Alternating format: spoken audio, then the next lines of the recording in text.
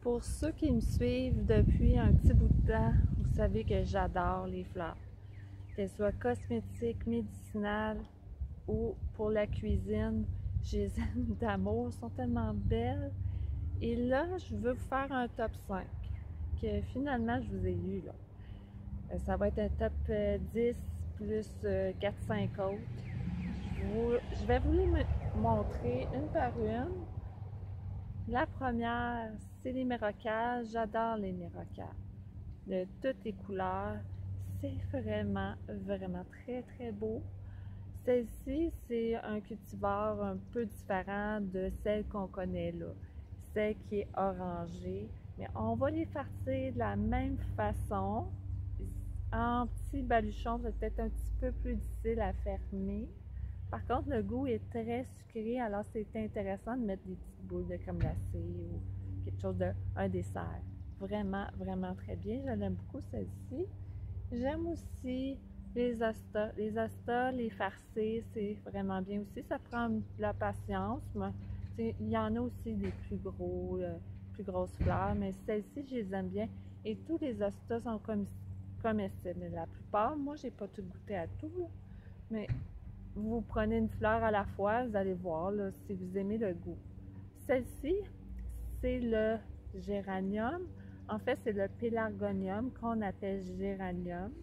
Un senteur intéressante que je vais mettre en garniture. On peut y aller aussi. J'avais un professeur, elle disait, elle mettait des petits raisins, elle rajoutait une couche de pétales de géranium. Ça m'a toujours suivi cette recette-là. Vraiment le fun. Et pourquoi pas les sécher, mais moi je les prends fraîches habituellement. Là, j'y vais avec le basilic sacré. J'adore cette odeur. Là, on aime ou on n'aime pas. J'ai une recette de granité avec le basilic sacré. C'est un petit peu, rappelle un petit peu le clou de girofle là, pour certains, mélangé avec le basilic. Vraiment intéressant. On peut lâcher tout simplement, rajouter sur des tomates ou d'autres recettes.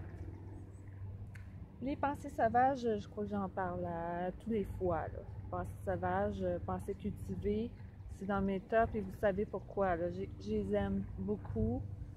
Et pour ce qui est des fines herbes, j'ai pris la sauge. Bon, on peut y aller aussi avec le thym. Le thym aussi, c'est bien. Le romarin.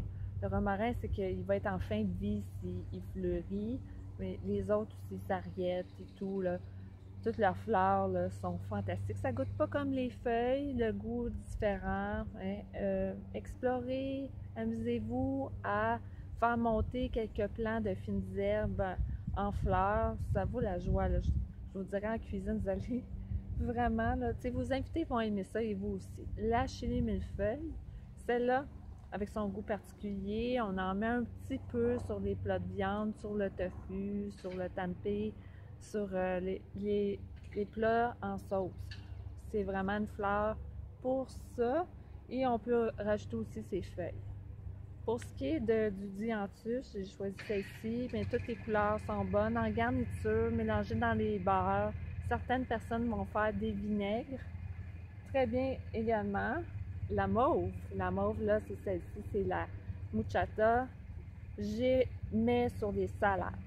C'est une belle décoration. Le goût un petit peu sucré. J'aime bien. Les roses. Les roses mélangées avec des framboises, des fraises, séchées pour le thé. Je choisis particulièrement les variétés rustiques. Les boutons aussi, on peut les faire sécher. Bref, il y a beaucoup, beaucoup de choses qu'on peut faire avec la rose. Je vous suggère mon livre pour ça parce qu'il y en a vraiment beaucoup de recettes. Il y a une façon aussi d'apprêter des roses pour diminuer leur astringence. Puis il y a une façon de faire qui est vraiment le fun à découvrir. La lavande, ça c'est un must. Hein? On la connaît, puis des fois, mais ça peut être peut-être trop envahissante ou trop présente, mais c'est une question de dosage, puis aussi de savoir aussi l'apprêter avec d'autres aliments, le citron, le romarin, j'aime beaucoup. Oui, ça c'est vraiment là. Fait que j'ai un petit bouton de rose. Et je termine par la capucine. Celle-ci, c'est vraiment une que je vous suggère avec laquelle commencer pour vos salades, pour les vinaigres, pour les vinaigrettes, pour les farcir. C'est très versatile la capucine parce que là, on peut prendre aussi ses feuilles, les boutons floraux, les graines des fruits pour en faire des capres. Et d'autres qui ne sont pas encore au jardin, mais que là, ça fait partie de mon top, c'est la monarde. Les centaurées bleuets font partie aussi de mes préférés. J'espère que je vous ai aidé à... Cette vidéo aide à vous remplir de plein d'idées sur la cuisine des fleurs comestibles. Et je vous souhaite d'en manger tout plein pour votre été.